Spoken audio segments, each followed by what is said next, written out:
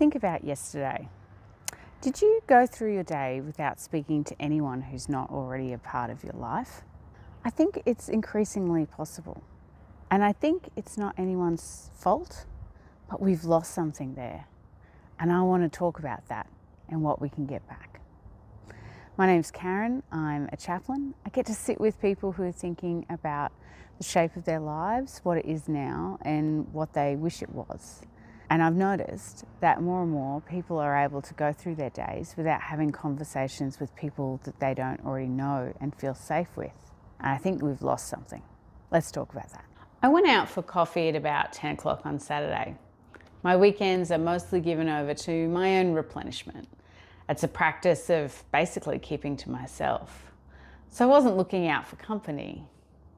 There were two small dogs on the footpath, and one of the dogs came over to me. I asked permission of the owner to pet it, which is my habit, even if the dog is cute and small. And that was really the whole opening of my conversation.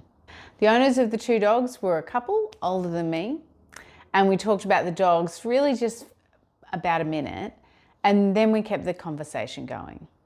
They were evidently small business owners, I'm not sure what kind. We looked up along the street at the shops that were starting to fill up after having been vacant. And we talked about how good it was to see the businesses coming back and how hard it is to make a go of small business in Australia. As they were leaving, the man said to me, "Thanks for talking to us." So this is 10 minutes I hadn't planned on a morning that I deliberately kept clear. And I went home feeling better than when I'd left. So here's what the research says about that kind of encounter. We're really consistently wrong at predicting about what will feel good for us. We predict that talking to a stranger will be less enjoyable than it actually turns out to be. And that comes from studies where commuters were assigned to strike up a conversation on their journey. The ones who did so reported a better experience than the one who just stayed quiet and kept to themselves on the journey. What makes it interesting is that a separate group, when asked to predict how it would go, guessed the exact opposite of what happened. Part of the reason seems to be is that we assume the other person doesn't want to talk to us. So we're not avoiding these interactions because we've tried them and we've found them uncomfortable. We're avoiding them because we expect them to be uncomfortable, unwanted. And that's a different problem, and one that's easy to solve. There's two more findings worth knowing about this research. The first point is about the amount of social contact that's needed. The benefits for well-being don't increase steadily. They rise sharply at first and then they level off. Most of the benefits come from moving from no contact at all to some contact. There are very few benefits from increasing the contact from a lot to even more. And I actually find that enormously encouraging. And I say that as someone whose ideal Saturday involves not having plans. And then the second is about who this applies to. There's a reasonable assumption that this advice is for extroverts and that shy people will be an exception. And the evidence doesn't actually support that at all. Studies looking at shyness and social anxiety have found that people who describe themselves that way actually get a similar emotional lift from a brief encounter, and they overestimate how self-conscious they're going to feel during the encounter. The gap between what people expect and what they get is the widest for the people who are least comfortable with giving it a go. So this raises an obvious question. If this is so good for us, why have so many of us stopped doing it? I don't think we decided to stop. I think the opportunities to do this were removed. Consider how much of an ordinary day can now be completed without speaking to anyone you know. So those self-checkouts at the supermarket, ordering through an app, headphones on when you're on the train, deliveries that are left at your door. Every one of those is a genuine convenience, and I use most of them. That's the point. Nobody engineered all of this to isolate us. It happened one reasonable improvement or efficiency at a time. The effect is that small exchanges that used to be part of one's day now need to be sought out on purpose. Those are two different psychological asks. Saying something to a person when you're at the till, when you're already standing there, costs you nothing. But deciding to go and find someone to talk to is a bit of a mission and kind of an odd mission. Then there's a second reason, and it's an important caution. People are more private now. More of our lives run through screens and audio, and there's more wariness about strangers than there used to be. And some of this wariness is actually really well founded. And I'm not going to tell anyone to be less careful than they judge that they need to be. But I also want to be careful about solitude, because I'm not making a case against it by any means. For those of us who are genuinely refilled by being alone, it isn't self-indulgent. It's actually really important. The risk I'm pointing to is subtler. Solitude can end up becoming isolation without you even really noticing it. There's a point when you might stop seeing other people as people and start seeing them as obstacles between you and a smooth running day. I think many of us have caught ourselves in that trap. It's not a dramatic feeling or a decision, but a flat and easy mistake to make when we stop seeing the humanness in the other people that we encounter. The man who said thank you, I don't think he was just being polite. I think he really meant it. I've noticed something over the last few years with people older than I am.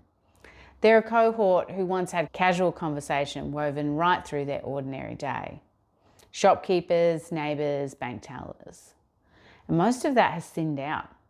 And my sense is that they often experience it as being dismissed. So younger people have decided that they're irrelevant. And I don't think anyone deliberately meant for that to happen. Younger people now live differently and according to the contemporary norms of our day. Nobody did anything wrong here, but we did lose something. So there's no one to be angry about, but it's worth thinking about. The person who benefits the most from these one-on-ones exchanges is often not the one who started it. I went out on my morning with nothing to give, and I came home apparently having done a kindness for someone. And I felt better for it too. It's an odd bit of maths, really. And the reason I'd encourage you to try this, even on days when you feel like you have nothing left to give. Having energy isn't really required. So I'm not suggesting that you need to become more sociable. Let me be clear about that, because it's the thing that people brace for. The research says that most of the benefit is in the first small step, the first small interaction, very small conversation. What I found useful is thinking of these as microdoses, brief, low stakes conversations. There's no follow-up, there's no second meeting, there's no networking. The person who takes my order, someone in a lift, the dog owner on a footpath. These aren't relationships. They're not really meant to be. They're brief encounters with other people who should be acknowledged for the human beings that they are. Now, I want to acknowledge that social anxiety is real and it appears to be growing. And I'm not going to pretend that these conversations aren't scary at first. But what strikes me about these kind of exchanges is that they're incredibly low stakes. This isn't like a work meeting where if it's awkward, there might be some sort of consequence for that. If it lands oddly and the other person isn't interested in talking, you haven't lost anything and you'll probably never see them again. And so that's why brief interactions with everyday people, workers, people you're walking past in the building, the research says that they're a great starting point because the cost of fumbling things is actually incredibly low. So here's what I'd leave you with. Think back to the man with the dogs. He was the one who said thank you. And I was the one who went home feeling better than when I left. It means you don't have to be in a generous mood to do this. You don't have to be feeling social or have anything to offer. That's not the transaction. I went out for coffee on a morning I deliberately spent alone. And so my challenge for you this week is one interaction you'd normally talk yourself out of. Not the one that you have to sort of manufacture or plan, it's not a mission, but just take the opportunities that present themselves to you. Someone ahead of you in the queue, talking to the security guard at your building who's probably really bored. Pick someone unlikely to be able to pay you back. It's not about follow-up or building something. and therefore you give yourself permission to be clumsy. This is actually a skill that can be built. It's not a personality trait. And allow it to be awkward the first few times. I don't want to overstate what's on offer here. This is not life-changing as such. It's a small thing that can make your day slightly better and can make someone else's day slightly better as well. So I'm curious, have you had interactions that you didn't plan that ended up being unexpectedly joyful? Let me know in the comments. This is Sanctuary Corner.